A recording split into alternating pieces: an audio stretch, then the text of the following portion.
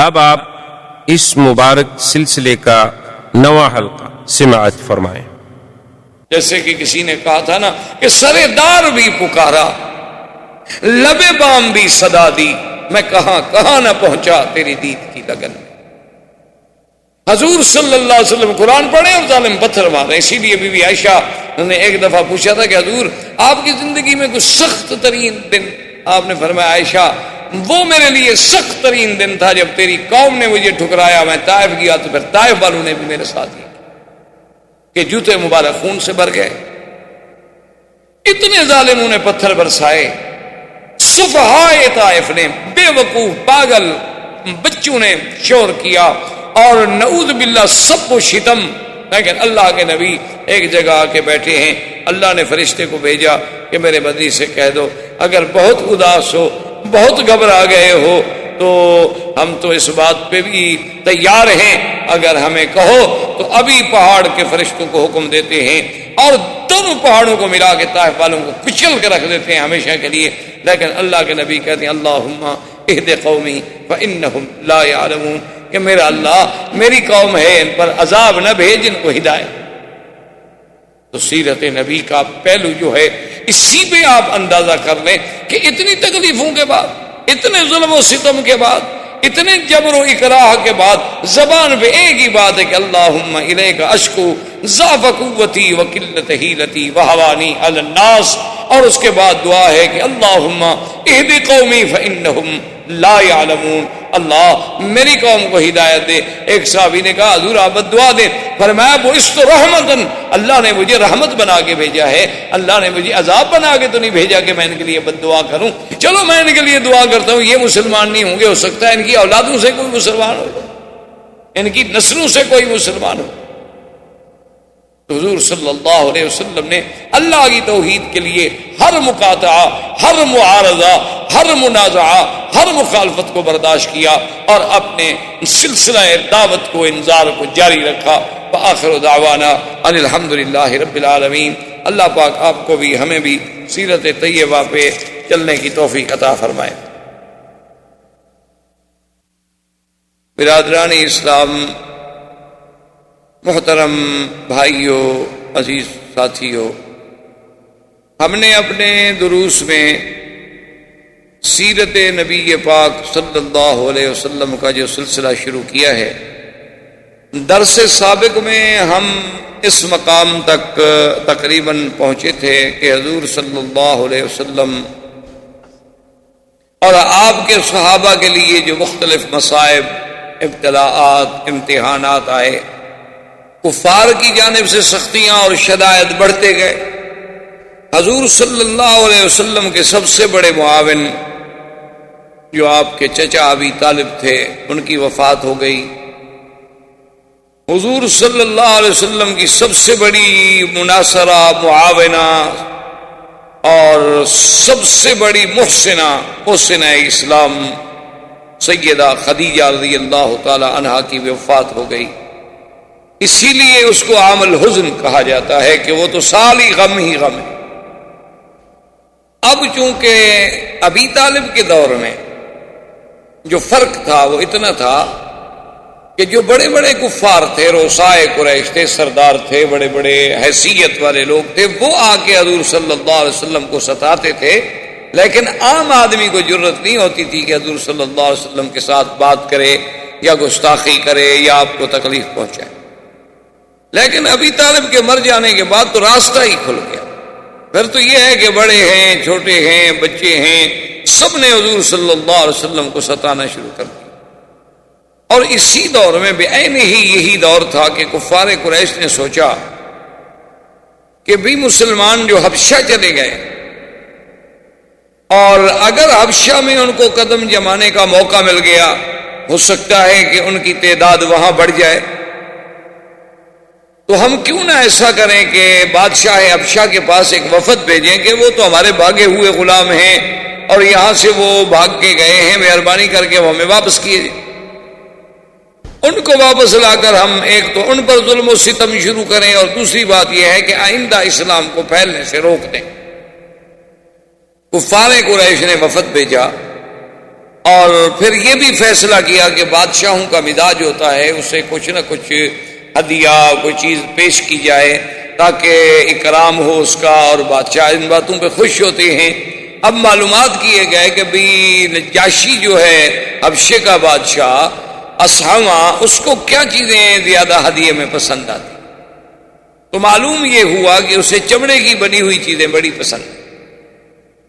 تو اب جناب کفار قریش نے شام سے آیا ہوا اور ملکوں سے آیا ہوا، صنعاء سے آیا ہوا، مختلف ملکوں سے چمڑے کی چیزیں جو آئی ہوئی تھیں وہ چیزیں خریدیں، اور بڑی اعلیٰ قسم کی نایاب قسم کی چیزیں انہوں نے۔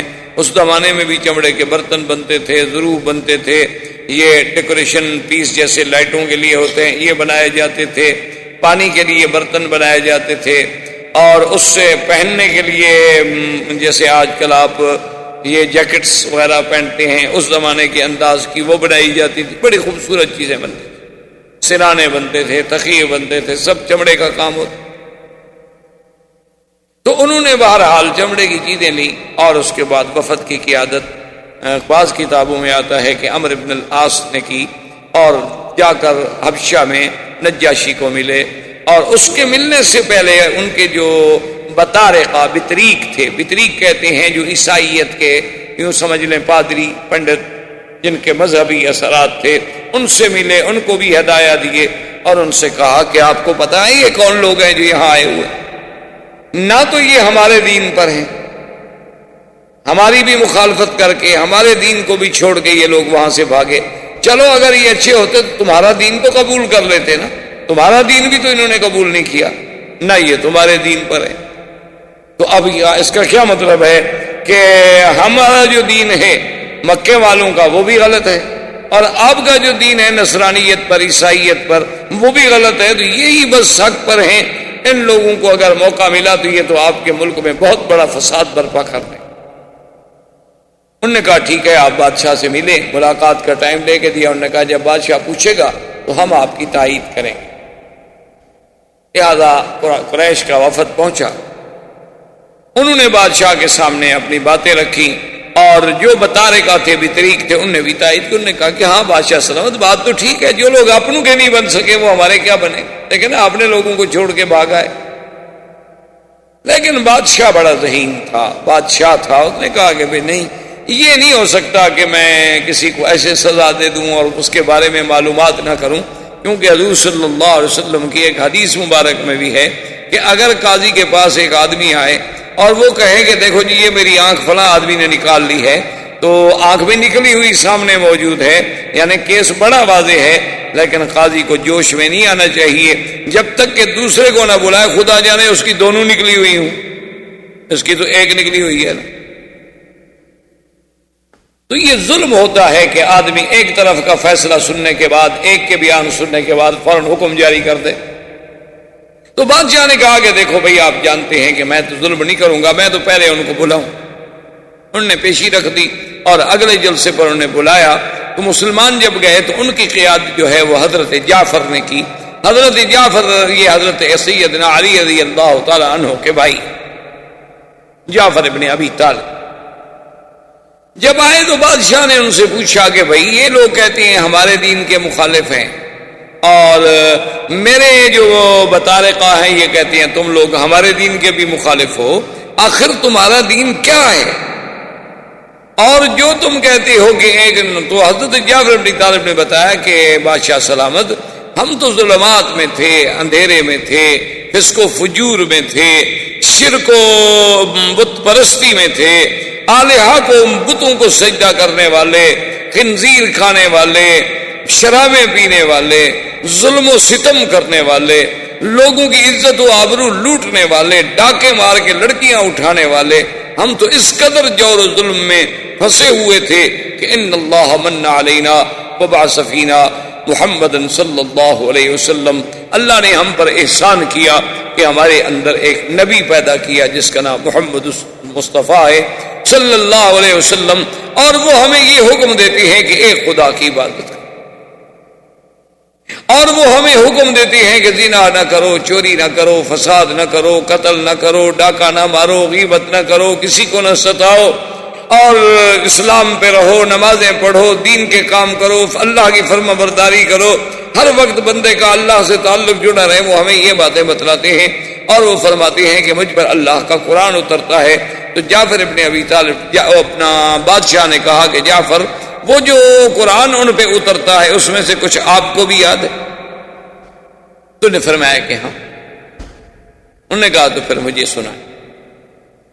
تو روایات میں آتا ہے کہ حضرت جعفر نے بسم اللہ الرحمن الرحیم کاف یا عین صاد ذکر رحمت ربک عبدہ زکریا اذ نادى ربه نداء خفیا۔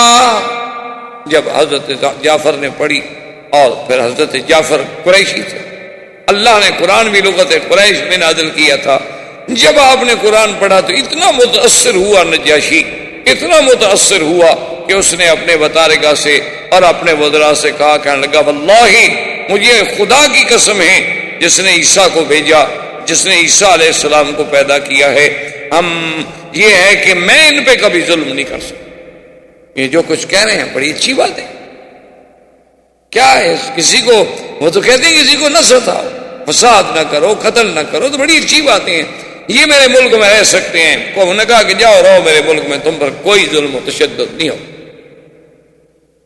چلے گئے۔ اب قریش نے سوچا کہ ہم اتنے دور سے سفر کر کے آئے، ہم نے ہدایہ بھی دی، سب کچھ کیا، ہم تو ناکام ہو گئے، فیل ہو گئے۔ انہوں نے دوبارہ ان کے ذہن میں ڈالا، انہوں نے کہا کہ جناب اصل بات تو آپ نے ان سے پوچھی نہیں، وہ تو عیسیٰ علیہ السلام کو نہیں مانتے، وہ تو عیسیٰ علیہ السلام کی گستاخی کرتے ہیں اور توہین کرتے ہیں، کیونکہ اس دور میں نجاشی جو تھا وہ عیسائی تھا۔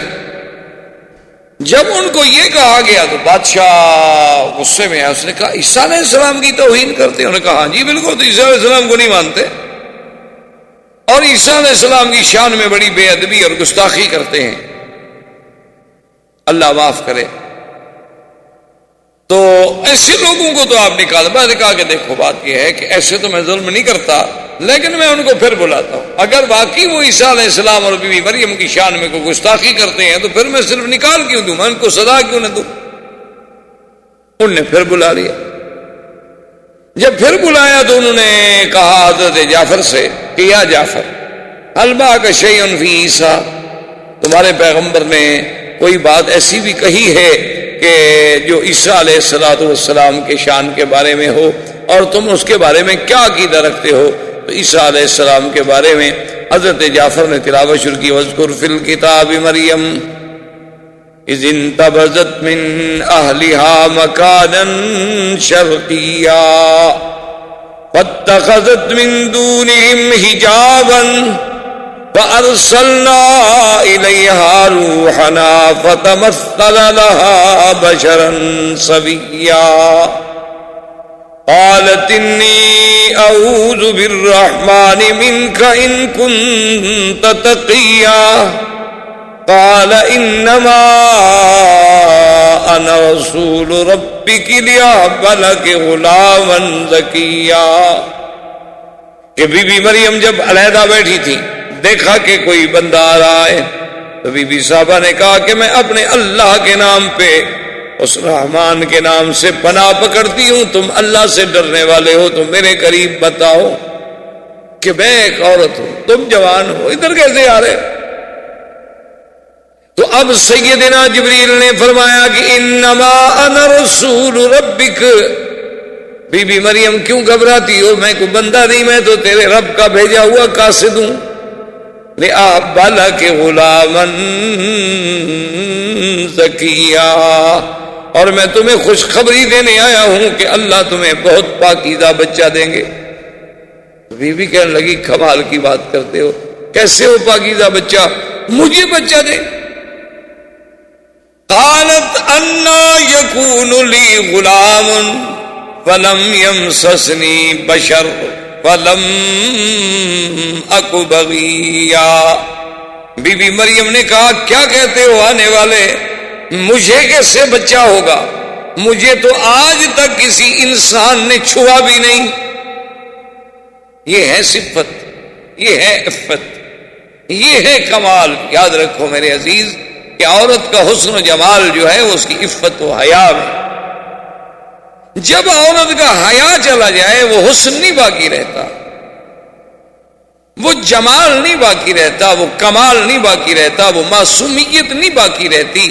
اصل جو عورت کے لیے اللہ نے بیوٹی بنائی ہے نا، وہ اس کی عزت ہے، اس کا عصمت ہے۔ کہ اب دیکھیں کہ سب سے پہلی بات جو بیوی مریم کہتی ہے، جبریل سے مخاطب ہے، کہتی ہے کیا کر رہے ہو؟ لم یمسسنی بشر، مجھے تو کسی بندے نے ہاتھ تک نہیں لگایا۔ اور اللہ نے جو بی بی مریم کی قرآن میں تعریف کی ہے، اللہ نے جو قرآن میں بی مریم کی صفت بیان کی ہے، جی آپ سورۃ التحریم اٹھا کے دیکھیں تو کیا ہے؟ وَمَرْيَمَ ابْنَتَ عِمْرَانَ الَّتِي أَحْصَنَتْ فَرْجَهَا فَنَفَخْنَا فِيهِ مِن رُّوحِنَا۔ اللہ فرماتے ہیں کہ بی بی مریم عمران کی بیٹی جس نے اپنی شرمگاہ کی حفاظت کی، یعنی سب سے بڑی وصف جو اللہ نے، یہ نہیں کہا کہ وہ خوبصورت تھی، یہ نہیں کہا وہ پڑھی لکھی تھی، یہ نہیں کہا کہ بڑی روزے رکھنے والی تھی، بلکہ کہا کہ سب سے بڑی بات یہ ہے کہ اس نے اپنے نفس کی حفاظت کی تھی، کہ زنا تو زنا، کسی کے ساتھ نکاح بھی نہیں ہوا تھا، اسے تو کسی غیر مرد نے ہاتھ تک نہیں لگایا۔ اسی طرح اللہ پاک نے جو قرآن میں فرمایا ہے، آپ دیکھیں گے کہ اللہ تبارک و تعالیٰ قرآن میں فرماتے ہیں کہ ہم نے وحور عین کامثال اللؤلؤ المکنون، اللہ فرماتے ہیں ہم نے جنت میں جو حوریں رکھی ہیں بڑی بڑی آنکھوں والیاں، اور ایسے ہیں جیسے موتی صدف میں چھپا ہوتا ہے جس کو کسی نے ہاتھ نہ لگایا ہو۔ اور آگے قرآن پھر وصف بیان کرتا ہے کہ لم یطمثہن انس قبلہم ولا جان، کہ وہ حوریں ایسی پاک ہوں گی کہ میرے جنت والے شخص جس کو وہ ملیں گی اس سے پہلے کسی انسان تو انسان، کسی جن نے بھی ان کو ہاتھ نہیں لگایا ہوگا۔ اصل صفت تو عورت کی یہ ہے کہ وہ ماں اور باپ کے گھر کے بعد اس کے بدن کو ہاتھ لگے تو پھر شوہر۔ یہ تھی عفت و عصمت عورت کی۔ اسی لیے یعنی سیدہ فاطمہ الزہرا رضی اللہ تعالی عنہا نے وصیت فرمائی تھی کہ سیدنا علی سے کہ میرا جنازہ رات کو پڑھ دیں۔ سیدنا علی نے فرمایا بھی کہ فاطمہ کیا کر رہی ہو، تم بنت رسول پاک ہو، تم جگر گوشہ محمد مصطفیٰ ہو، اور تمہارا جنازہ ہم رات کو اجنبیوں کی طرح چپکے سے پڑھ دیں اور دفن کر دیں۔ فرمایا علی میری زندگی میں مجھ پہ کسی کی نظر نہیں پڑی، میں چاہتی ہوں میرے جنازے پر بھی کم سے کم نظر۔ انہوں نے فرمایا کہ فاطمہ کیا کہہ رہی ہو، جنازے میں کوئی کیا دیکھ لے گا، آدمی پر چادر ہے بندھا ہوا ہے، جنازے میں کیا دیکھا؟ اس نے کہا کم از کم لوگ یہ تو اندازہ کر لیں گے نا کہ قد لمبا ہے، چھوٹا ہے، کیسا ہے، یہ تو کم از کم آدمی کا جنازے کے بعد میت کو دیکھنے سے بھی اندازہ ہو جاتا ہے، میں تو یہ بھی نہیں چاہتا۔ آپ اس کے مقابلے پہ آج موجودہ دور کی بیٹیوں کی آپ ذرا تصور کریں، ان کی تہذیب کا، ان کے تمدن کا، اور وہ اس پہ کتنا فخر کرتی ہیں جب وہ بازار کی زینت ہیں، جب وہ لوگوں کے لیے سنگار کرتی ہیں، جب وہ دیکھنے کی ایک ڈیکوریشن پیس ہے کہ اس کو سب دیکھتے رہیں کہ بڑا ہے عجوبہ ناد کا۔ یہ عورتیں عورت کہلانے کی بھی شرن حقدار نہیں، یہ چلتی پھرتی زندہ لاشیں ہیں، ان کو عورت کہنے ہی گناہ ہے۔ شرعاً آپ ان کو عورت نہیں کہہ سکتے۔ عورت کا معنی یہ ہوتا ہے عورت الرجل من السرۃ الی الرکبۃ، کہ مرد میں عورہ کیا ہے، یعنی وہ چیز جو چھپانا جس کا ضروری ہے وہ ہے سرہ سے لے کر رقبہ تک، اور عورت کا کیا ہے من الراس الی الرجل، سر کے بالوں سے لے کر پاؤں کے ناخن تک اس کا چھپانا ضروری ہے۔ اسی لیے تو وہ کہتی ہے نا کہ یہ اب ہمارے یہاں دیکھا نا آپ نے شریعت اسلامی کا، ابھی تو بل آ رہا ہے 51 سال کے بعد، تو ابھی بل آیا ہے، خدا جانے کب یہ بل ہے یا بیل ہے، پتہ نہیں کب منڈے چڑھے گی، اللہ عالم۔ تو بہرحال جب بھی کسی کو اپنا خوف لاحق ہو پھر اسلام بڑا یاد آتا ہے، جیسے آپ کا بڑے سے بڑا آدمی مر جائے مولوی یاد آتا ہے نا جنازے کے لیے، ویسے تو مولوی بڑی حقیر جانور ہے نا، کوئی مر جائے تو پھر مولوی کو بلاؤ، کیوں؟ ان کو تو پتہ ہی نہیں کہ ابا جی کو غسل کیسے دینا ہے، ان نے کبھی پڑھا ہی نہیں کہ میت کو غسل کیسے دینا ہے، تو لازمی بیچارہ مولوی ہی دے گا۔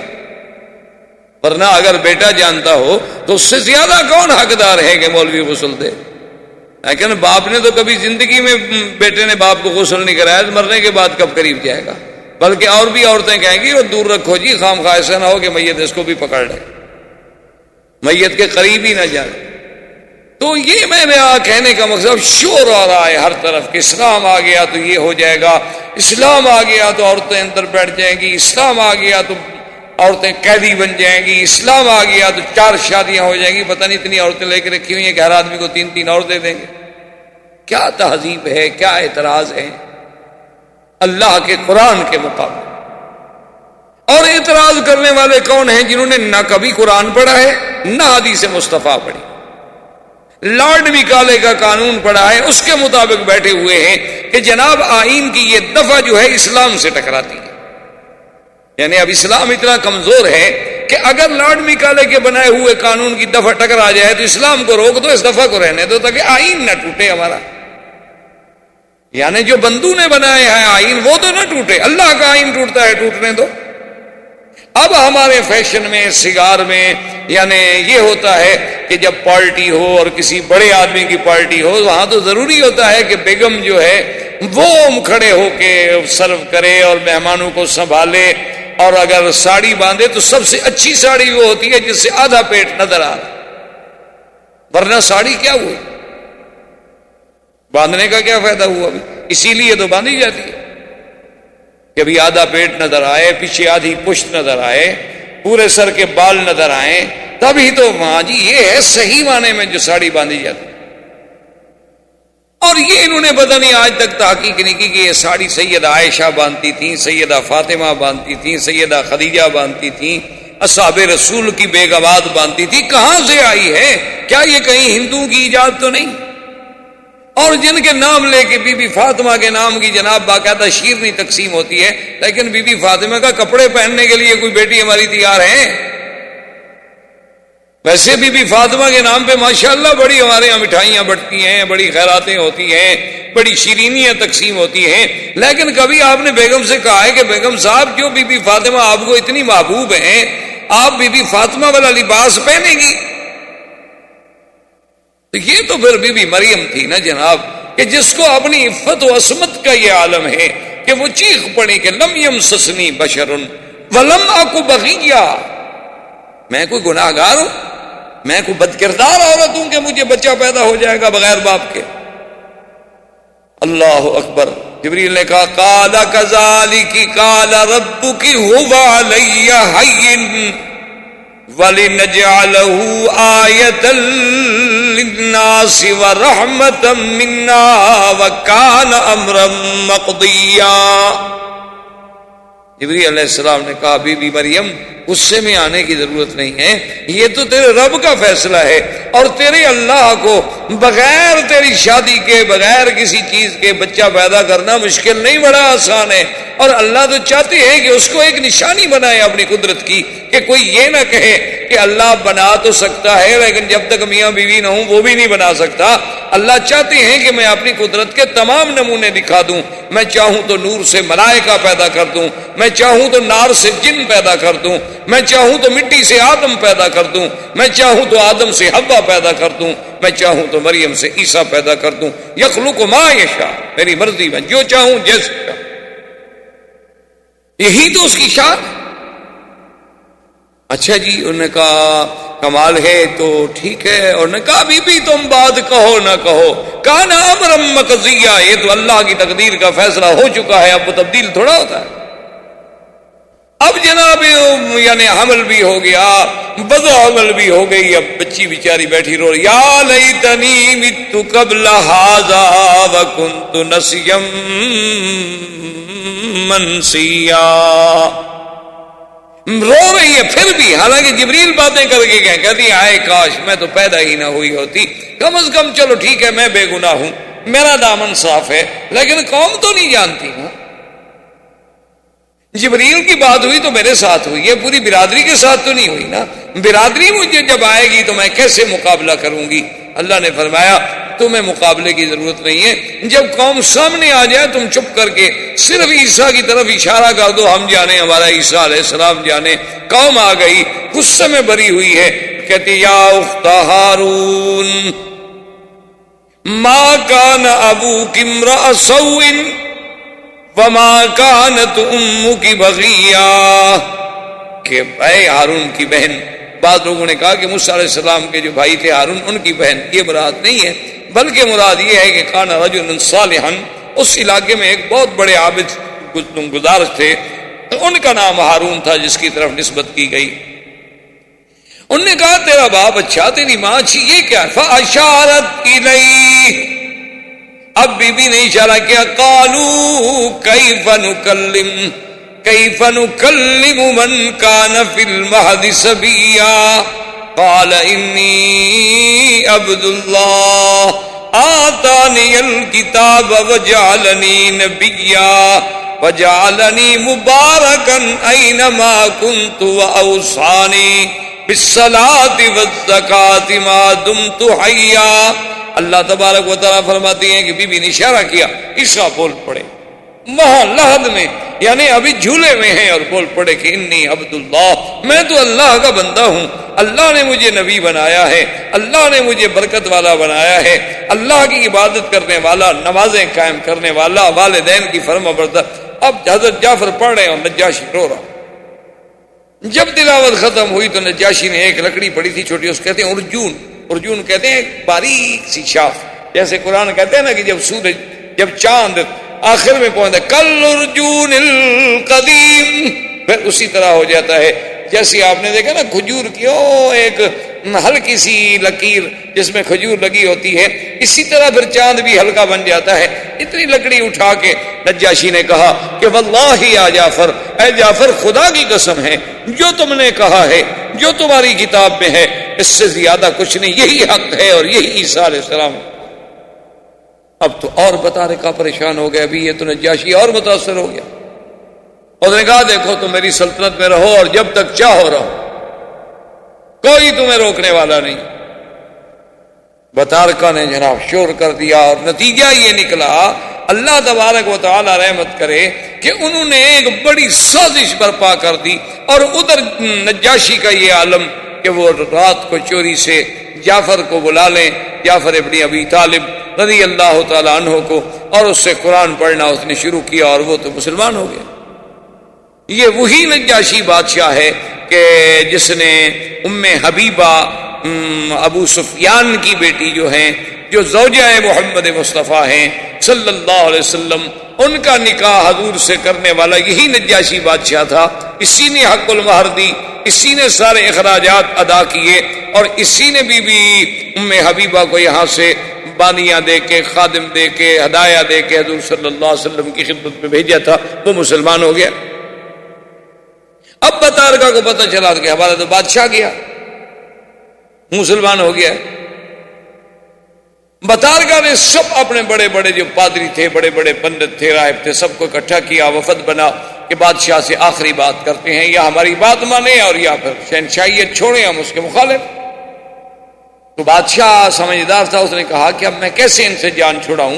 تو تاریخ کہتی ہے کہ اس نے یہ کیا کہ وہ جو سورت مریم قرآن کا صفحہ لکھا ہوا تھا وہ اس نے اپنے اندر کی جیب میں رکھ لیا, اندر کی جیب میں رکھ لیا, اور بیٹھ گیا. اور بطارکہ سے کہا کہ بھی کیا. انہوں نے کہا دیکھو بات سنو, کہ جو ہم کہتے ہیں نا کہ عیسیٰ کے بارے میں کہ وہ اللہ کا بیٹا ہے اور ثالث و ثلاثہ ہے اور یہ ہے اور وہ ہے, سارے جو ان کے عقیدے تھے جھوٹے.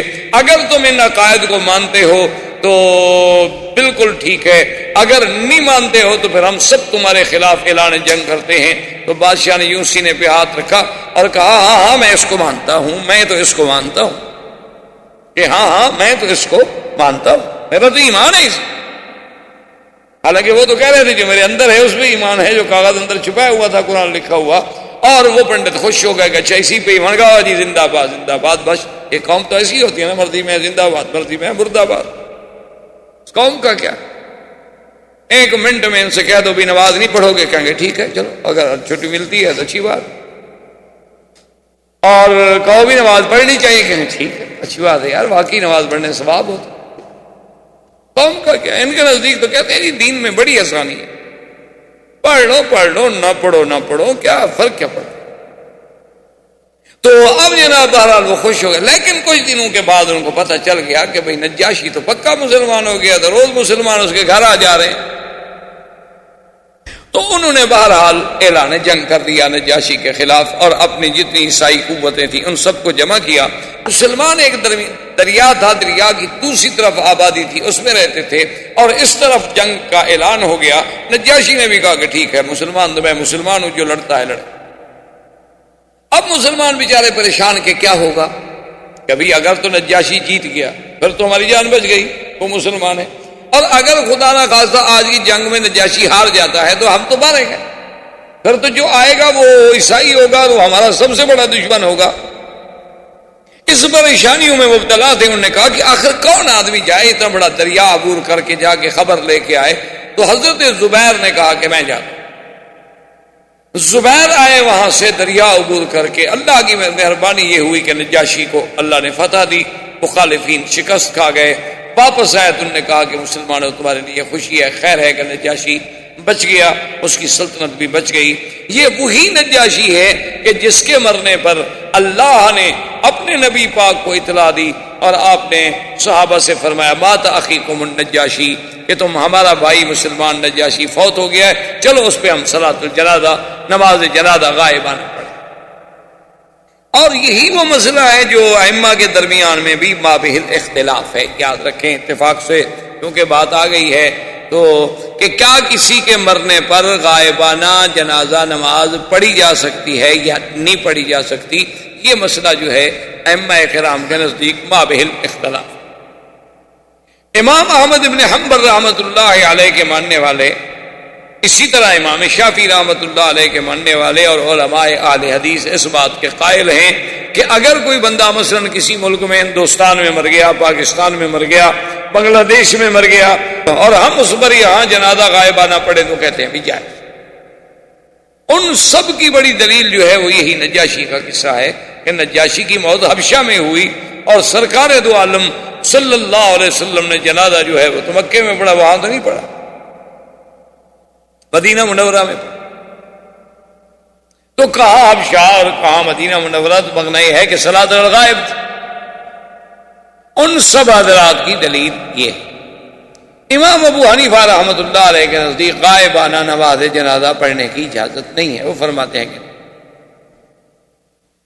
اس لیے وہ فرماتے ہیں کہ پہلی چیز تو یہ دیکھو کہ کیا ہر اس آدمی پر جنازہ غائبانہ پڑھا جائے گا جس کا پہلے بھی جنازہ ہو چکا ہو یا نہ ہوا ہو؟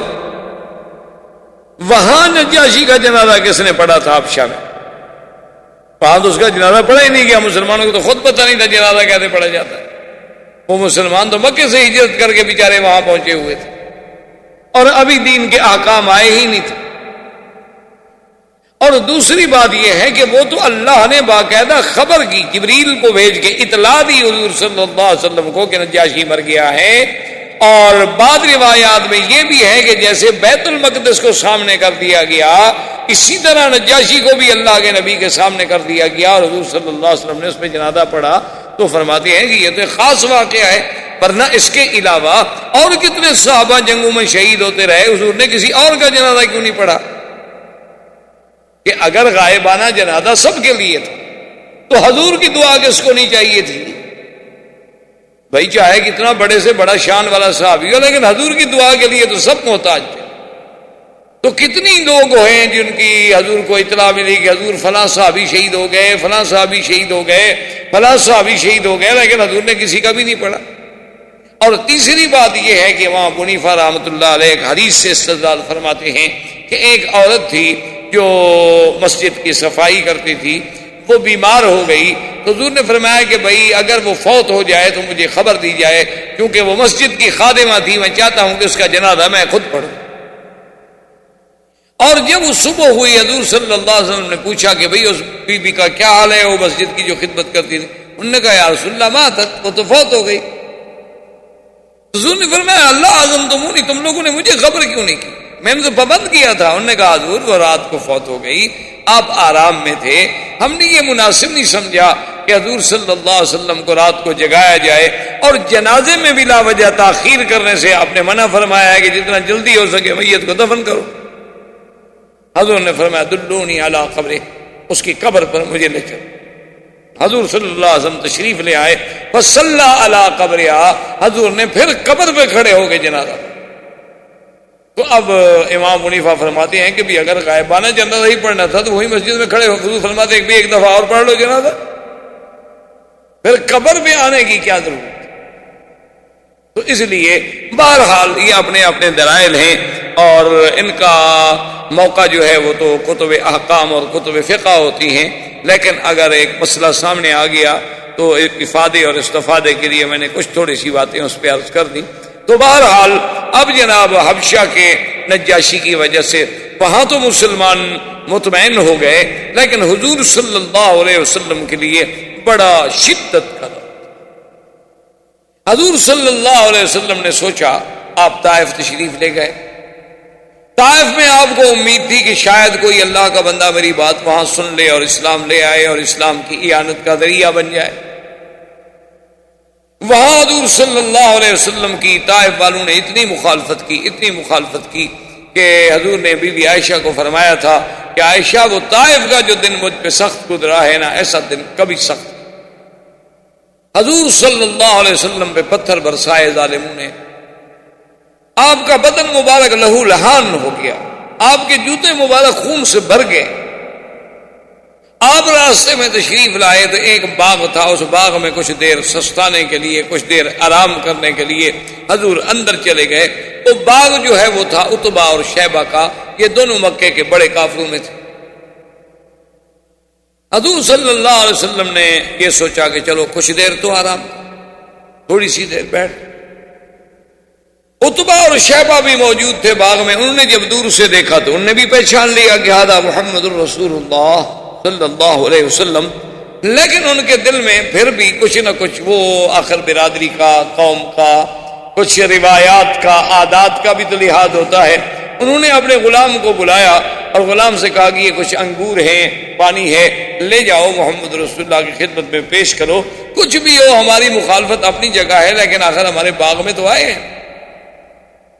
قریش میں، عرب میں روایات کا بڑا لحاظ تھا، آج بھی بڑے بڑی قومیں جو ہیں مارشل قسم کی قومیں، ان میں بھی روایات بڑی ہیں کہ بس اگر دشمن بھی دروازے پہ آ گیا تو بس آ گیا۔ وہ انگور لایا، پانی لایا، حضور کی خدمت میں پیش کیا۔ حضور صلی اللہ علیہ وسلم نے اپنا بدن مبارک دھویا، اپنے ہاتھ پاؤں مبارک صاف فرمائے، اس کے بعد پانی تھوڑا نوش فرمایا، وہ انگور سامنے رکھا، فرمایا بسم اللہ الرحمن الرحیم۔ جب حضور نے پڑھا بسم اللہ الرحمن الرحیم تو وہ غلام، اس کا نام تھا عداس، فتحیر، حیران ہو، اس نے کہا کہ بسم اللہ الرحمن الرحیم، یہ تو مکے کے قریش والے، کفار قریش، رؤسائے قریش، وہ تو کبھی نہیں پڑھتے بسم اللہ الرحمن الرحیم۔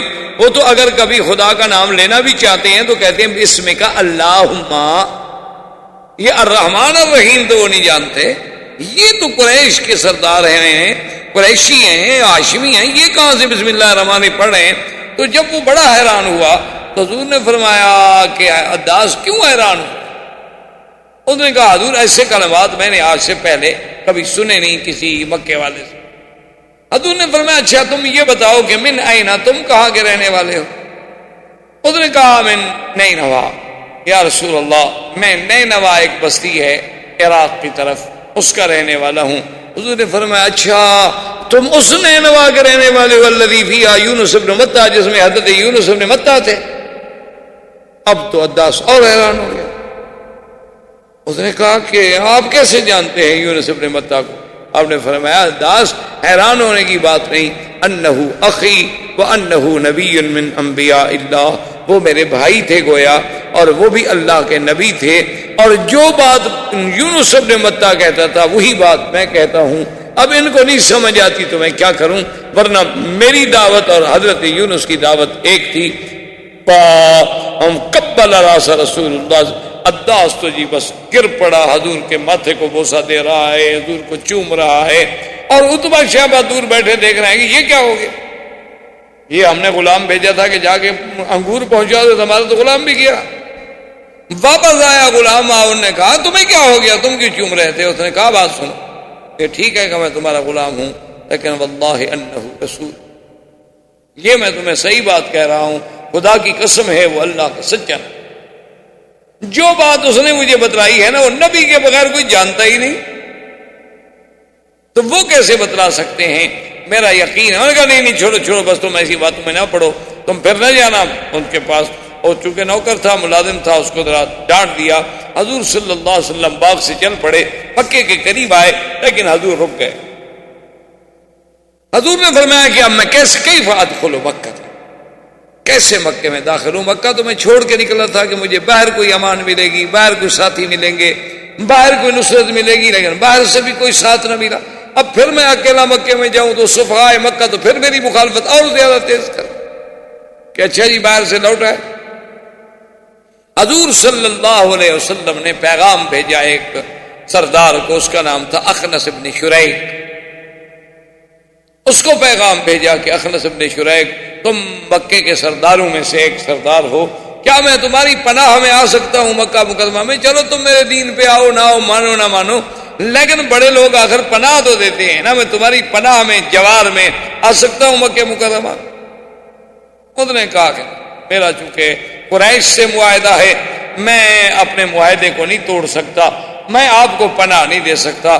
حضور صلی اللہ علیہ وسلم نے سہیل ابن عمرو کے پاس آدمی بھیجا کہ سہیل ابن عمرو بھی مکے کا بہت بڑا سردار تھا اور بڑا حوصلے والا آدمی تھا، کہ جب یہ حدیبیہ کے موقع پہ صلح ہوئی حضور کے ساتھ، یہی سہیل ابن عمرو تھا دستخط کرنے والا، اور بڑا آدمی تھا قریش میں سے، اور ویسے بھی بڑا حلم والا، حوصلے والا، بڑا نرم دل آدمی تھا، کہ جب وہ آیا تھا نا سہیل، تو حضور نے فرمایا اپنے صحابہ سے کہ ابشرو، جو آ رہا ہے تو کافر لیکن سہیل ہے، معاملہ سہل ہی رہے گا، سختی نہیں ہوگی۔ سہیل ابن عمرو کو آدمی بھیجا حضور نے کہ حل انظر بجوارک بمکہ، تمہارے جوار میں میں مکے میں اتر سکتا ہوں؟ انہوں نے کہا لا یا رسول، میں آپ کو پناہ نہیں دے سکتا کیونکہ میں حلیف ہوں قریش۔ حضور صلی اللہ علیہ وسلم اور پریشان، اور اسی اسنا اب دیکھیں ایک طرف پریشانیوں کا یہ عالم، یعنی مصیبتوں کے پہاڑ ٹوٹ پڑے ہیں، اور ادھر جبریل نازل ہوتے ہیں اور آ کر حضور صلی اللہ علیہ وآلہ آلہ واصحابہ وسلم تسلیما کثیرا کثیرا پہ سلام کہتے ہیں، اور کہتے ہیں کہ اللہ پاک نے سلام بھیجا ہے، وَأَرْسَلَ مَعِي مَلَكٌ مِّنَ الْمَلَائِكَةِ يُسَمَّى مَلَكُ الْجِبَالِ، اللہ نے میرے ساتھ ایک اور فرشتہ بھی بھیجا ہے جس کا نام جبال، پہاڑوں کا فرشتہ ہے، کہ پہاڑوں پر اس کی ڈیوٹی ہے۔ اور اللہ فرماتے ہیں اِنَّ رَبَّكَ يُقْرِئُكَ السَّلَامَ، تیرے رب نے محمد مصطفیٰ تجھ پہ سلام بھیجے ہیں، اور ساتھ یہ بھی فرمایا ہے کہ اگر تم چاہتے ہو تو نطبق الاخشبین علی اہل الطائف، وہ جو پہاڑ ہے نا اخشبین، ایک ادھر اور ایک ادھر، اگر آپ چاہیں تو ہم حکم دیتے ہیں ملک کو کہ دونوں پہاڑوں کو ملا دے اور ان کو کچل ختم کر دے۔ یعنی ایک طرف یہ سختی ہے، ایک طرف قدرت کی طرف سے یہ قوت و طاقت ہے، لیکن پتہ ہے حضور نے کیا فرمایا؟ فرمایا اللہم اہد قومی فانہم لا یعلمون، کہ جبریل میرے اللہ سے کہہ دو کہ میری قوم کو ہدایت دے دیں، وہ جانتے نہیں، وہ جاہل ہیں، وہ ابھی تک مسئلہ نہیں سمجھ رہے، ان کو ہلاک کرنے کی ضرورت نہیں ہے، ان کو برباد کرنے کی ضرورت نہیں ہے۔ صحابی نے عرض کیا کہ یا رسول اللہ آپ ان کے لیے تباہی کی دعا مانگے۔ فرمایا اللہ نے مجھے تو رحمت بنا کے بھیجا ہے، میں کسی کے لیے عذاب کی کیسے دعا؟ فرمایا دیکھو اگر یہ مسلمان نہیں ہوں گے، ہو سکتا ہے ان کی نسل سے، ان کی اولادوں سے، ان کی پشت سے اللہ کوئی مسلمان پیدا کر۔ اور دیکھو بالکل وہی ہوا جو حضور چاہتے تھے۔ ابو سفیان اسلام لائے، ابو جہل کا بیٹا اکرمہ بطل من ابطال الاسلام بنا، ولید بن المغیرہ کا بیٹا خالد سیف الرحمان بنا۔ بالکل عین حضور کی وہ تمنا، وہ دعا جو تھی کہ چلو یہ نسل نہ صحیح، ان کی آنے والی نسل میں اللہ کوئی ایسا بندہ بھیج دے۔ آپ دیکھتے ہیں کہ حضرت خالد کا کتنا بڑا مقام ہے کہ آج تک کفر حضرت خالد کی تلوار کی کاٹ کو نہیں بھول سکتا۔ دیکھو نا مسلمان ہم نہتے ہیں، کمزور ہیں. آخر آپ دیکھیں کہ آج کل کا میڈیا اور انٹرنیٹ اور ساری دنیا لگی ہوئی اسلام اسلام اسلام اسلام. کیا بلا ان کو کھا گئی؟ ہمارے پاس تو اللہ کے بندے ابھی تک وہی ٹانگا اور گدا گاڑی چلتی ہے. ان کو کیوں موت آئی ہوئی ہے اسلام سے؟ لیکن وہ جانتے ہیں کہ یہ سرکس کا شیر ہے. جب یہ جاگ گیا نا، اس کو پتہ چل گیا کہ میں شیر ہوں، بس یہ ابھی اپنے آپ کو ذرا کھیل کود میں لگایا ہوا ہے، لہو و لعب میں پڑا ہوا ہے. یہ ابھی تو اس کو لوگ بندر سمجھ کے نچا رہے ہیں، لیکن یہ جب اپنی پہ آ گیا نا، پھر اس کی ایک دھاڑ کے آگے بھی کوئی نہیں ٹھہرے گا. پھر تو اللہ اکبر کی نعرہ ہی لگانا ہے نا، اور کیا کرنا. پھر ان کے میزائل کس کام آئیں گے؟ یہ تو اس وقت سے ہم نے دیکھے ہوئے ہیں جب ہمارے مدنی باغ پیدا ہوئے تھے. یہ تو اس وقت آپ قرآن کو اٹھا کے دیکھیں نا، جنہوں نے کیا کہا تھا کہ انا كنا نقعد منها مقاعد للسمع فمن يستمع الآن يجد له شهابا رصدا، کہ ہم نے اپنے اوپر ٹھکانے بنائے ہوئے تھے آسمانوں میں، اور ہم جا کر فرشتوں کی بات سنتے تھے. لیکن کیا کریں، اب ہم جاتے ہیں تو وہاں سے ہمیں میزائل آسمانی مارے جاتے ہیں. وہ شہاب رصد کیا تھا جسے آپ کہتے ہیں نہیں تارا ٹوٹا؟ تو ہمارے تو یہ ہماری اصل وجہ یہ ہے. دیکھیں نا جی، رات دن، یعنی کوئی دنیا میں اگر ان کا کوئی جہاز بھی گر جائے، کہتے ہیں مسلمان نے پھونک ماری ہو، ہمارا جہاز گر گیا، وہ بدبخت ہو جہاز تمہارا گر گیا. ہم نے کہا نہیں یہ نہیں، چلو دعا، پھونک نہیں ماری ہوگی نا، کھڑے ہو کے دعا کی، قنوت نازلہ پڑی ہو. بھئی ہاں بالکل ٹھیک ہے، ہمارا تو خدا پہ ایمان ہے. تم 25 مارو گے، خدا اس سے زیادہ تمہارے بات ہے. گنتے جاؤ. ہمارا تو اب بھی ایمان ہے کہ ساری دنیا کا یہودی اسی لیے اکٹھا ہو رہا ہے تاکہ ان کو ہلاک ہونے میں ہمیں ڈھونڈنا نہ پڑے. ہمارا تو اب بھی ایمان، ہمارا تو عقیدہ ہے اسلام آئے گا، ابھرے گا، اور اسے دنیا کی کوئی طاقت نہیں روک سکتی. دنیا کوئی طاقت نہیں روک سکتی. اب دیکھیں نا جی، کہاں اسلام ہے؟ آپ کا ہندو چیخ پڑا، اگر اسلام کا بل آ گیا تو ہمیں بڑا خطرہ ہے. وہ اسلام کے بل سے آپ کو کیا خطرہ ہے؟ کہتے پھر کہیں مسلمان جاگ نہ جائے. اگر جاگ گیا تو پھر اس کو پتہ ہے نا کہ 850 سال تو پہلے بھی رہے ہیں ہم پر. وہ پہلے چپراسی تو نہیں لگے ہوئے تھے نا وہاں. یہ تو جب ہم بد عمل ہوئے تو گر گئے نا. آج تک صلیبیوں کو ایوب بھولا ہوا ہے، صلاح الدین بھولا ہوا ہے، مغیرہ بھولا ہوا ہے. آج تک کفر کو سیدنا عمر اور خالد بھولے ہوئے ہیں. ایسی قوم کبھی دیکھی ہوگی کہ ان کو یعنی دشمن کہہ رہا ہے کہ حضرت خالد خیال رکھنا، ہماری قوم کے پاس سائنائڈ ایک زہر ہوتی ہے، وہ انہوں نے اپنی انگوٹھیوں میں چھپائی ہوتی ہے تاکہ اگر دشمن پکڑ لے تو بس ذرا چکھ لی اور بندہ ختم ہو گیا، جس کا ذائقہ آج تک کوئی رپورٹ نہیں کر سکا. اتنی خطرناک وہ زہر ہے. خیال کرنا کسی کے ہاتھ کا پانی نہ پینا، کھانا نہ کھانا، کہیں دشمن زہر نہ ملا دے. تو حضرت خان نے فرمایا اچھا وہ کیا ہوتی ہے؟ تو اس نے اپنی انگوٹھی کھولی، اس نے کہا دیکھو یہ ہو. اس نے کہا اچھا یہ تو بہت تھوڑی سی ہے. انہوں نے کہا کمال کر رہے ہو، اس کو تو زبان لگ جائے تو دندہ بھر جائے، تم کہہ رہے ہو تھوڑی سی ہے. اس نے کہا اچھا اس کو اس میں ڈالو. اس نے کہا کیا کر رہے ہو؟ اس نے کہا ڈالو تو صحیح. بسم اللہ الذی لا یضر مع اسمہ شیء فی الارض ولا فی السماء وهو السمیع العلیم. اور سامنے گلاس پی گیا، وہ ہکا بکا دیکھ رہا، اب گرا اب گرا اب گرا. انہوں نے کہا کیا گرا؟ انہوں نے کہا تمہیں کچھ نہیں. انہوں نے کہا کیا مطلب؟ جس خدا خالق ہے اسی کے نام سے ہم نے پی ہے، اس نے مجھے. تو اس قوم سے کون نہ ڈرے میرا بھائی. یہ کمال ہے نا کہ ادھر شدتوں کا یہ عالم ہے اور ادھر مدنی کی رحمت کا یہ عالم ہے. کہتے ہیں اللہ اہد قومی فانہم لا یعلمون، میری قوم کو ہدایت عطا فرما دے. یہ بیچاروں کا قصور کوئی نہیں، یہ جانتے. اور حضور صلی اللہ علیہ وسلم نے سہیل کو پیغام بھیجا، اس نے بھی انکار کیا. آخر میں حضور صلی اللہ علیہ وسلم نے مطعم ابن عدی کو پیغام بھیجا. انہوں نے کہا مکے والوں کچھ تو عقل کرو. آخر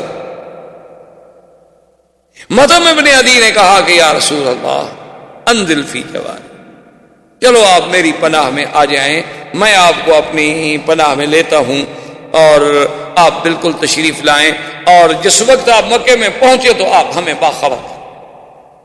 حضور نے خبر دی. مطعم نے کیا کیا کہ اپنے بیٹوں کو 6 بیٹے تھے اس کے، حکم دیا کہ سب اسلحہ اچھی طرح پہن لو، تیار ہو جاؤ. اور حضور سے پوچھا کہ کیا کرنا ہے؟ حضور نے فرمایا میں نے تو پہلے کعبے کا طواف کرنا ہے جا کے۔ تو آگے حضور چل رہے ہیں اور پیچھے مطلب ابن عدی کے 6 بیٹے مسلح ہو کے جا رہے ہیں اور قریش کھڑے ہیں۔ یہ کیا ہوگا؟ اس نے کہا خبردار۔ ابو سفیان دوڑا، اس نے کہا بتاؤ یہ کیا ہوگا؟ کیا تم بھی مسلمان ہو گئے کہ نبی کے پیچھے چلو؟ اس نے کہا دیکھو ابو سفیان میں مسلمان نہیں ہو گیا، لیکن نظر رسول اللہ صلی اللہ علیہ وسلم فی جواری، اللہ کے نبی میری امان میں اترے ہیں، لہذا ابھی کوئی ہاتھ نہ بڑھائے۔ اگر حضور کو کسی نے نقصان پہنچانے کی کوشش کی تو میں ٹکرا جاؤں گا اس سے۔ انہوں نے کہا اچھا اگر تم نے پناہ دی ہے، کیونکہ یہ ہمارا عرب کا رواج ہے کہ ہم ایک دوسرے کی امان کو بڑی قدر کی نگاہ سے دیکھتے ہیں، چلو ہم حضور سے کچھ نہیں کہتے، لیکن بس وہ ان سے کہیں کہ ہمارے خداؤں کا معاوضہ نہ کریں۔ اسی اثنا میں جب شدت و ظلم و ستم کے پہاڑ ٹوٹ رہے ہیں، کوئی صحابہ حبشے میں ہیں، کوئی صحابہ مستضعفین ہیں، کوئی صحابہ ایمان کو چھپائے ہوئے ہیں اور نماز پڑھنے کی بھی توفیق نہیں ہوتی، تو ایک دن حضور صلی اللہ علیہ وسلم مکے سے باہر نکلے کہ میں جا کے عبادت کروں۔ اللہ پاک نے خبر دی کہ میرا مدنی کوئی بات نہیں، آپ ذرا آگے آئیں۔ حضرت عبداللہ ابن مسعود بھی ساتھ ہیں، آپ نے فرمایا کہ تم بیٹھ جاؤ۔ آگے جا کے حضور نے نماز شروع کی اور اس کے بعد جنوں کا ایک وفد گزرا جس کو اللہ نے قرآن میں مختلف مقامات میں جس کا ذکر کیا ہے۔ وَإِذْ صَرَفْنَا إِلَيْكَ نَفَرًا مِنَ الْجِنِّ يَسْتَمِعُونَ الْقُرْآنَ فَلَمَّا حَضَرُوهُ قَالُوا أَنصِتُوا فَلَمَّا قُضِيَ وَلَّوْا إِلَىٰ قَوْمِهِمْ مُنذِرِينَ قالوا يا قومنا إنا سمعنا كتابا أنزل من بعد موسى مصدقا لما بين يديه يهدي إلى الحق وإلى طريق مستقيم۔ اللہ کے نبی نماز پڑھے اور جن آئے، اتنی جنات آئے۔ دوسری جگہ قرآن کہتا ہے وَأَنَّهُ لَمَّا قَامَ عَبْدُ اللَّهِ يَدْعُوهُ كَادُوا يَكُونُونَ عَلَيْهِ لِبَدًا۔ اللہ فرماتے ہیں کہ جب حضرت محمد مصطفیٰ میرا بندہ میری عبادت کے لیے کھڑا تھا، ایسے وہ گر رہے تھے جیسے لپٹ رہے ہوں۔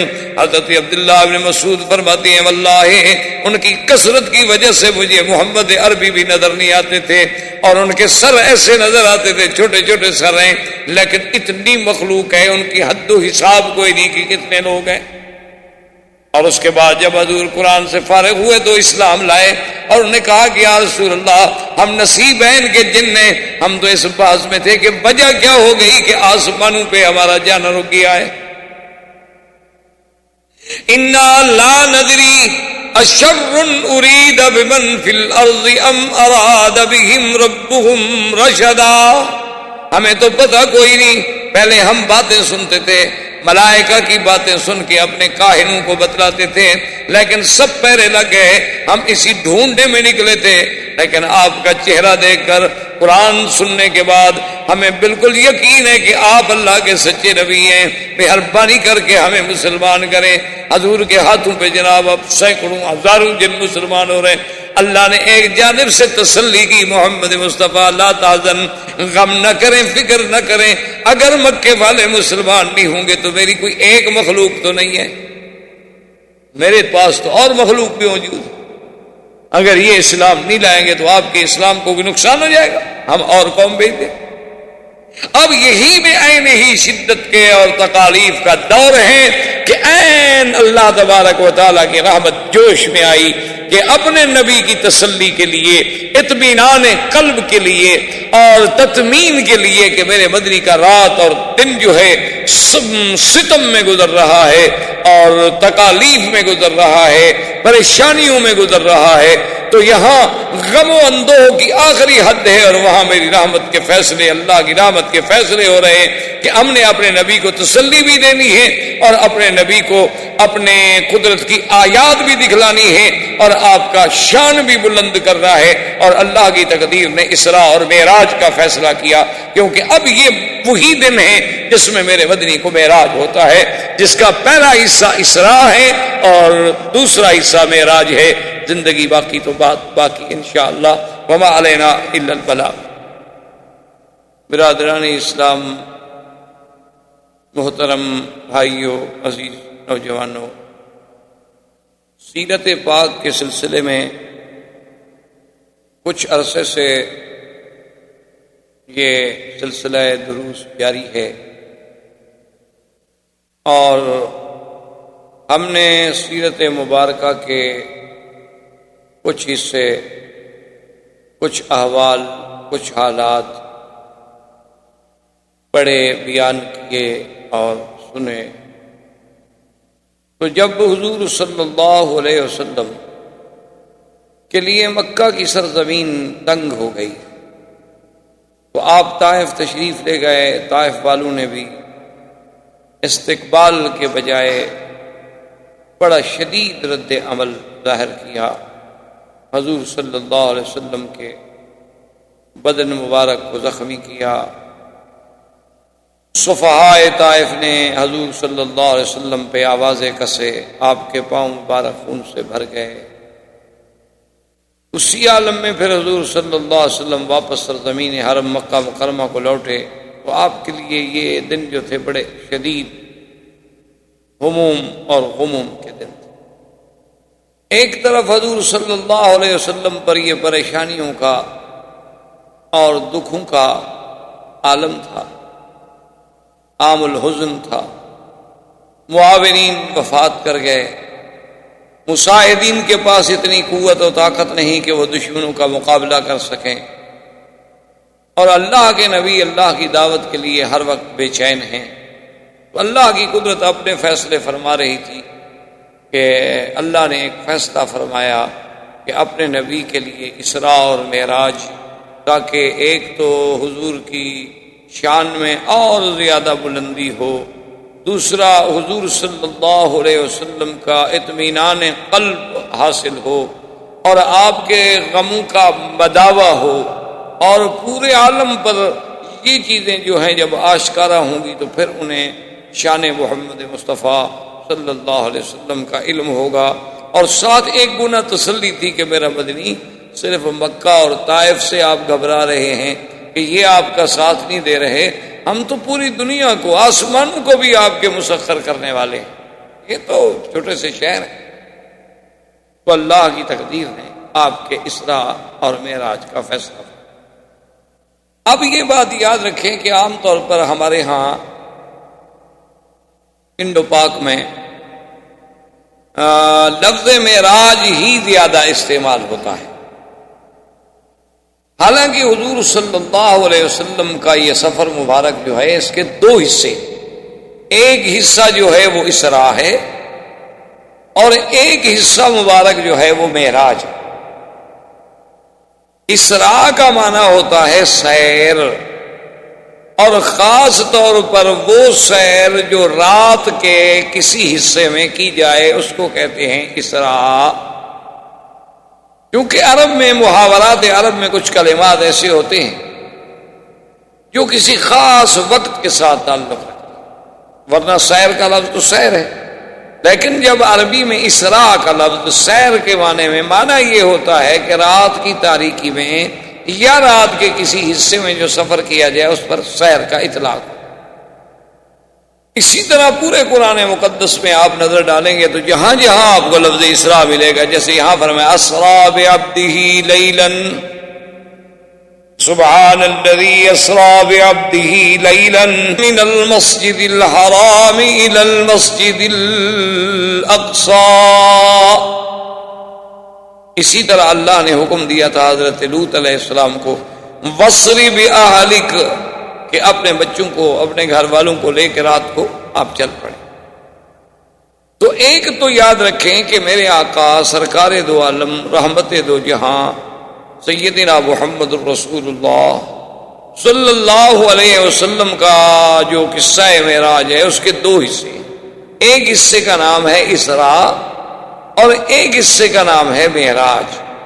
اسراء کا معنی یہ ہے کہ مسجد الحرام سے مسجد اقصی تک، یعنی مکہ سے شام تک، بیت المقدس تک، یہ اسراء۔ پھر بیت المقدس سے آسمانوں پر لے جایا گیا، یہ معراج ہے۔ اسراء سیر سے ہے اور معراج جو ہے وہ عروج سے۔ عروج کا معنی بلندی، بلندیوں پر جب لے جایا گیا تو اسی کو کہا جاتا ہے معراج۔ ایک بات تو آپ یہ ذہنوں میں رکھ لیں۔ دوسری بات یہ یاد رکھ لیں کہ ابتدائے زمانے سے لے کر، یعنی صحابہ کے دور سے لے کر آج تک جتنے علماء ہیں ان میں یہ مسئلہ بڑا ہی مختلف ہی ہے، اور اس میں زیادہ سے زیادہ دو جماعتیں ہیں۔ ایک جماعت کا تو یہ خیال ہے، اس لیے کسی کو برا نہیں کہنا چاہیے، ایک بات ہمیشہ دماغوں میں رکھ لیں کہ جب اس مسئلے میں صحابہ کے بھی دو گروہ ہو جائیں تو وہ دونوں حق پہ ہوتے ہیں، اس لیے ان کسی کو برا نہیں کہنا،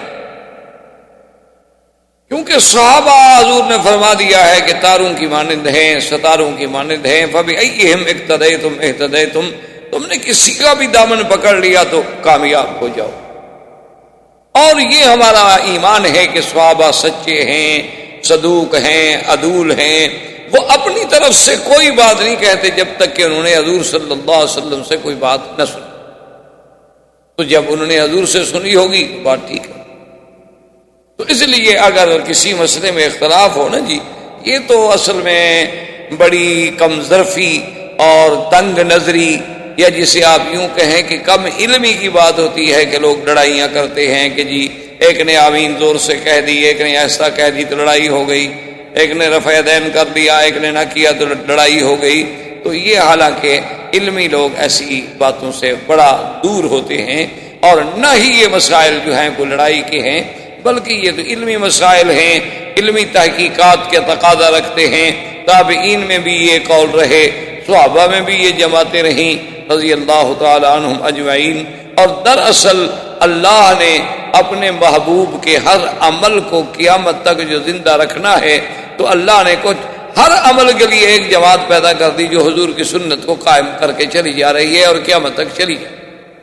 یعنی حضور پاک نے فاتحہ پڑھی، فاتحہ پڑھنے والی بھی جماعت قیامت تک موجود۔ حضور نے یہ بھی ارشاد فرما دیا کہ بھی جن کا امام ہے امام کا پڑھنا کافی ہے، وہ بھی لوگ موجود ہیں، اس حدیث پر بھی عمل ہو رہا۔ حضور صلی اللہ علیہ وسلم نے رفع دین فرمایا اور نی بھی فرمایا، تو دونوں پر عمل کرنے والے قیامت تک موجود ہیں۔ یہ تو وسعت تھی دین میں، آسانی تھی دین میں، یسر تھا دین میں، کہ جس کو جو بات پہنچ گئی بھی الحمدللہ، قصور کی بات تو ہے نہیں، پر وہی باتیں اور دونوں میں حدیثیں موجود ہیں، لڑائی کا کیا ضرورت؟ یہ تو بڑی فراخ دلی والی بات ہے، لیکن افسوس بدقسمتی ہے ہماری کہ آج یہ مسائل جو ہیں بڑے اختلاف والے بن گئے۔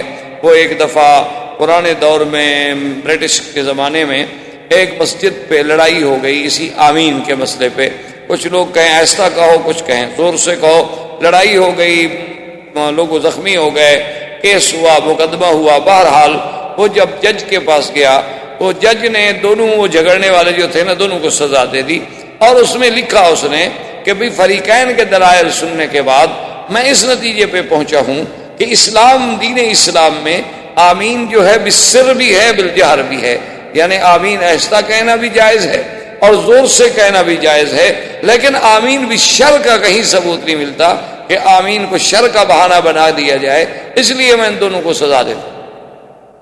تو اصل بات ٹھیک تھی، حالانکہ وہ کافر تھا، انگریز تھا۔ اس نے کہا بھی آمین بالجہر، آمین بالسر تو ہے، لیکن آمین بھی شر کہاں سے نکل آئی کہ آدمی آمین پہ آگے لڑائی شروع کر دے، لڑنا شروع، تم نے کیوں زور سے کہی اور کہا تم نے کیوں نہیں کہی۔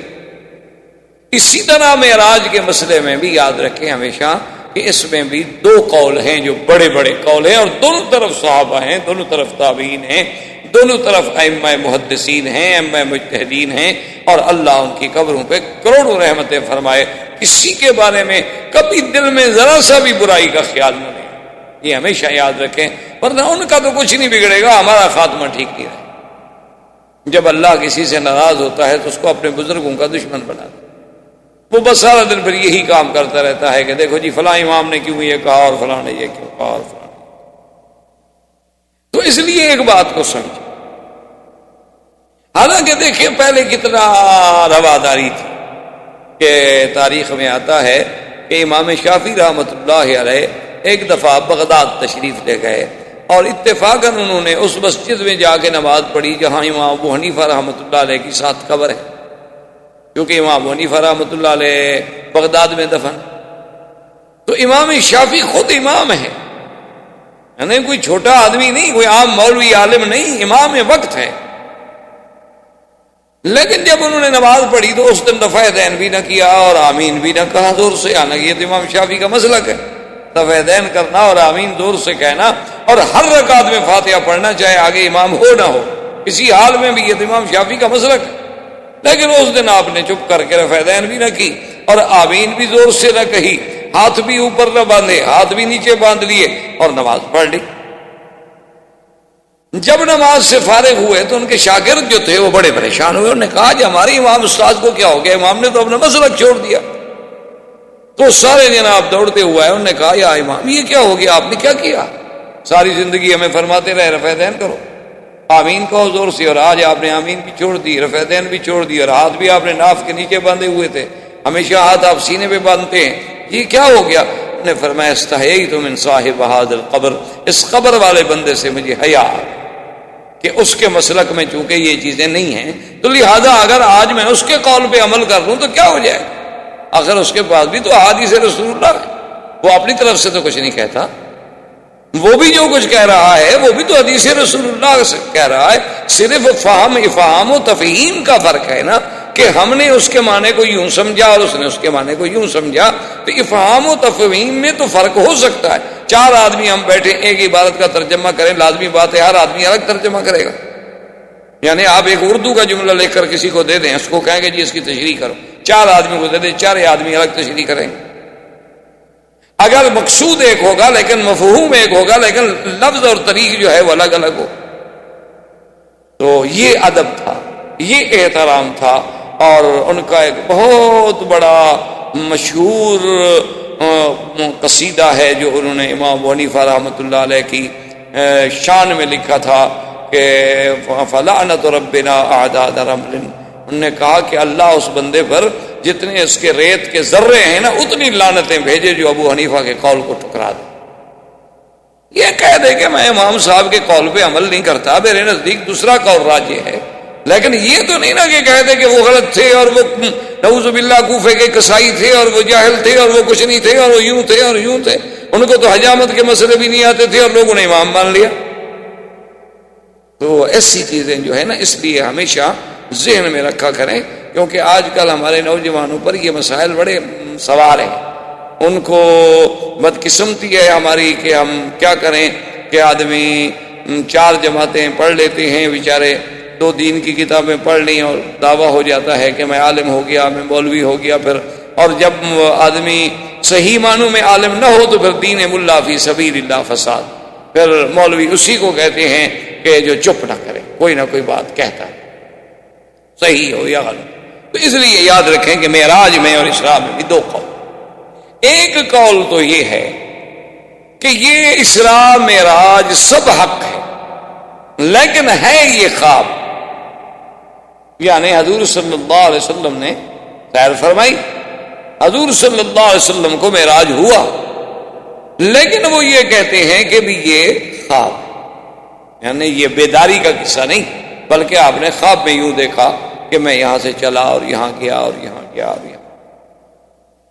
ایک دوسرے علماء کرام صحابہ عظام سلف صالحین کا یہ قول ہے، وہ کہتے ہیں نا یہ واقعہ جو ہے خواب کا نہیں ہے بلکہ بیداری کا ہے، اور صرف روح کو یہ سفر پیش نہیں ہوا بلکہ حضور صلی اللہ علیہ وسلم نے روح مع الجسد، اور بیداری میں جاگتے ہوئے آپ نے یہ سب کچھ دیکھا ہے۔ اسراء بھی اور معراج بھی دونوں حضور صلی اللہ علیہ وسلم کے وجود مسعود اور آپ کے بیداری کے عالم میں روح اور جسد کے ساتھ آپ نے یہ سارا سفر کیا، یہ خواب نہیں۔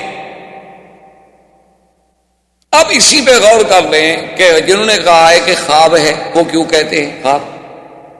وہ کہتے ہیں کہ قرآن پاک میں ایک آیت مبارک ہے، قرآن کہتا ہے وَمَا جَعَلْنَا الرُّؤْيَا الَّتِي أَرَيْنَاكَ إِلَّا فِتْنَةً لِلنَّاسِ وَمَا جَعَلْنَا الرُّؤْيَا الَّتِي أَرَيْنَاكَ إِلَّا فِتْنَةً لِلنَّاسِ کہ میرا مدنی صلی اللہ علیہ وسلم یہ جو کچھ ہم نے آپ کو دکھایا ہے ہمارا مقصد ہے امتحان لوگوں کا کہ کیا مانتے ہیں۔ اتنی بڑی بات بھی مانتے ہیں میرے نبی کی کہ نہیں مانتے؟ تو لفظ ہے رویا، رویا عام طور پر اطلاق ہوتا ہے خواب پہ، قرآن میں لفظ رویا ہے۔ جیسے سیدنا یوسف علیہ السلام نے اپنے ابا سے کہا تھا کہ میرے ابا انی رأیت 11 کوكبا والشمس والقمر رأیتهم لی ساجدین، کہ میں نے دیکھا ہے کہ 11 تارے ہیں، سورج چاند ہے اور مجھے سجدہ کر رہے ہیں۔ قال یا بنی لا تقصص رؤیاک علی اخوتک، انہوں نے کہا تھا کہ میرے بیٹے اپنا یہ خواب جو ہے نا کسی بھائیوں کو نہ بتلانا۔ تو وہاں بھی لفظ رویا ہے، رویا سے مراد خواب ہے۔ یوسف علیہ السلام نے خواب ہی دیکھا تھا، کوئی حقیقت تو نہیں تھی کہ تارے آسمان سے اتر کے سجدہ کر رہے۔ اسی طرح اپنا سیدنا اسماعیل علیہ السلام اور سیدنا ابراہیم علیہ السلام جب تشریف لے گئے منا میں، اور اس وقت اپنے بیٹے، بھائی آسانی سے خاموش تو رہو نا، بات کرنا بھی ضروری ہے پانی کے ساتھ۔ اللہ تبارک و تعالیٰ نے اتنی عقل نہیں دیا، ابھی قرآن پڑھا جا رہا ہے، مسجد ہے، ہم خاموش رہ لیں، اور باتوں کا شوق ہے سڑک پہ کھڑے ہو کے ساری رات کرتے رہیں، کسی نے آپ کو منع نہیں کرنا۔ لا حول ولا قوت الا باللہ۔ تو اب انہوں نے سیدنا اسماعیل علیہ السلام کو سیدنا ابراہیم الخلیل علیہ السلام نے جب تشریف لے گئے تو کیا کہا تھا قرآن؟ انی اری فی المنام انی اذبحک فانظر ماذا تری۔ انہوں نے کہا ابا جان میں نے تو خواب دیکھا، ابا میرے بیٹے میں نے خواب دیکھا ہے کہ میں تمہیں ذبح کر رہا، اب اس کی تعبیر تمہاری رضامندی کے بغیر تو ممکن نہیں، تم بتاؤ کہ اب میں کیا کروں۔ بہرحال میرا خواب، تو وہاں بھی لفظ رویا ہے، ارا ہے، جس کا مادہ رویا سے ایک ہے تو معنی خواب ہے۔ وہ کہتے ہیں کہ جب قرآن یہ کہتا ہے کہ وما جعلنا الرؤیا التي اریناک، یہ جو رویا ہم نے آپ کو دکھایا ہے یہ بندوں کے امتحان کے لیے ہے، تو کہتے ہیں کہ حضور صلی اللہ علیہ وسلم نے تو خواب دیکھا ہے، یہ رویا ہے، حقیقت تھوڑی ہے کہ آپ زندگی میں جاگتے ہوئے اپنے وجود مسعود کے ساتھ تشریف لے گئے تھے۔ ایک ان کی دلیل اللہ کے قرآن سے یہ، اور دوسری ان کی دلیل ہے ایک حدیث ہے سیدہ عائشہ صدیقہ رضی اللہ تعالی عنہ کہ بی بی عائشہ صدیقہ رضی اللہ تعالی عنہ فرماتی ہیں کہ ما فقدت وجود رسول اللہ صلی اللہ علیہ وسلم عن فراشی، بی بی عائشہ فرماتی ہیں خدا کی قسم میں نے تو حضور کو اپنے بستر سے دور نہیں پایا، یعنی حضور بستر پہ موجود تھے۔ وہ کہتے ہیں کہ جب بیوی کہہ رہی ہے کہ حضور بستر پہ موجود تھے تو حضور آسمانوں پہ کیسے تشریف لے گئے؟ وہ خواب تھا، خواب میں جا سکتے ہیں لیکن اپنے وجود مسعود کے ساتھ تشریف نہیں لے گئے۔ کہ بی بی عائشہ کہہ رہی ہیں کہ میں نے تو حضور کے بدن کو اپنے بستر سے غائب نہیں پایا، حضور صلی اللہ علیہ وسلم بالکل اپنے بستر پہ موجود تھے۔ یہ دوسری دلیل۔ تیسری دلیل ان کی یہ ہے کہ سیدنا معاویہ رضی اللہ تعالی عنہ جو کاتب الوحی ہیں محمد مصطفیٰ صلی اللہ علیہ وسلم، صحابی جلیل ہیں، کاتب الوحی ہیں، اور پھر حضور کے قریبی رشتہ دار ہیں، معاویہ بن ابی سفیان ہیں، اور اس کے بعد پھر حضور صلی اللہ علیہ وسلم کی زوجہ محترمہ ام حبیبہ کے بھائی ہیں۔ وہ بھی ایک روایت فرماتے ہیں، وہ کہتے ہیں کہ جو لوگ یہ کہتے ہیں کہ حضور صلی اللہ علیہ وسلم اپنے وجود مسعود کے ساتھ بیداری میں جاگتے میں آسمانوں پہ تشریف لے گئے. وہ کہتے ہیں بھئی ان کو غلط فہمی ہوئی ہے. بہرحال یہ حضور کا معراج تو ہے لیکن روحانی ہے. آپ کی روح مبارک کو اللہ نے یہ ساری سیریں کرائی ہیں لیکن آپ کا جسد مبارک جو ہے وہ اس کو ساتھ نہیں بھیجا گیا. تو ان کے دلائل یہ میں نے مختصر عرض کر دیا اور اس کے علاوہ بھی دلائل. اور جو صحابہ تابعین محدثین ائمہ مجتہدین ائمہ فقہا اس بات کے قائل ہیں وہ کہتے ہیں کہ نہیں بالکل یہ خواب نہیں بلکہ حقیقت ہے. یہ خواب نہیں ہے. ان کی دلیل یہ ہے کہ جب اللہ نے قرآن میں فرمایا کہ اسریٰ بعبدہ سبحان الذی اسریٰ بعبدہ لیلا من المسجد الحرام الی المسجد الاقصی، وہ کہتے ہیں کہ قرآن میں لفظ عبد کا اطلاق روح پر کبھی ہوا ہی نہیں کہ روح ہو اور کہا اس کو عبد کیا ہو. یہ کبھی نہیں ہوا. سارا قرآن پڑھ وَأَنَّهُ لَمَّا قَامَ عَبْدُ اللَّهِ يَدْعُوهُ كَادُوا يَكُونُونَ عَلَيْهِ لِبَدًا. اور حضرت عیسیٰ کیا کہتے ہیں قال انی عبد اللہ آتانی الکتاب وجعلنی نبیا. اللہ فرماتے ہیں وذکر عبدنا ایوب.